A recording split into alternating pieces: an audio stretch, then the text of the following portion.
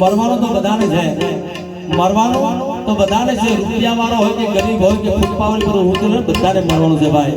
કોઈ અમર પાટો લઈને નથી આવ્યા, કારણ કે અમદાવાદ શહેરમાં 350 માણસ પ્લેન ના અંદર મરી ગયા છે, બળી ગયા છે સાહેબ.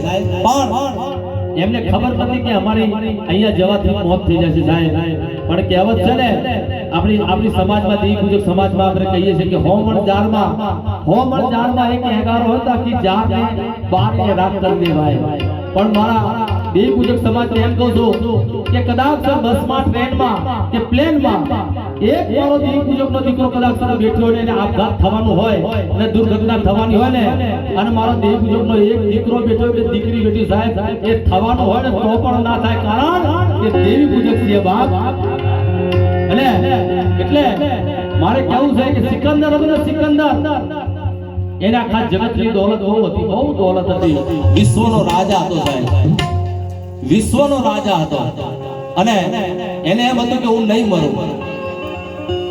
અને જ્યારે મરવાનું થયું ને સાહેબ, ત્યારે એના વજીરને કીધું કે વજીર, મને એવું લાગે છે કે હવે મને મારું મોત દેખાય છે, હવે મને મરવાના દારા ઢુકરા આવી ગયા છે. માટે મને એટલી ચિંતા થાય કે આ જન્મોની જિંદગીની જે દોલત બધી વસાઈ છે, હીરા મોતી માણેક, જમીન જાયદાદ, બંગલા, ગાડી, હવે આ બધી દોલત કોણ વાપરશે, કોણ વાપરશે? આ ચિંતા ખાઈ જાય. એટલે વજીરને કહે છે, વજીર કહે છે કે આવા બધા ભ્રમ છે તમારે કે ના, જો કદાચ હું મરી જાઉં, કદાચ હું મરી જાઉં ને તો મારી આ બધી દોલત રસ્તાના માથે પાથરી દેજો, એટલે લોકોને ખબર પડે કે આટલી બધી દોલત હોતી છતાંય સિકંદરનો કોઈને જીવ ના બચાવ્યો. હા, કોઈને જીવ ના બચાવી શક્યા. દુનિયાના ડોક્ટર જેટલા હોય એટલા બધા રસ્તા માથે ઊભા રાખજો, કારણ કે લોકોને ખબર પડે કે આટલા મોટા ડોક્ટર હતા પણ સિકંદરનો કોઈ જીવ બચાવી ના શક્યા. અને જ્યારે મારો જનાજો નીકળે, આપણી સમાજમાં આપણે ઠાઠરી કહીએ અને મુસ્લિમ સમાજમાં જનાજો કહે છે.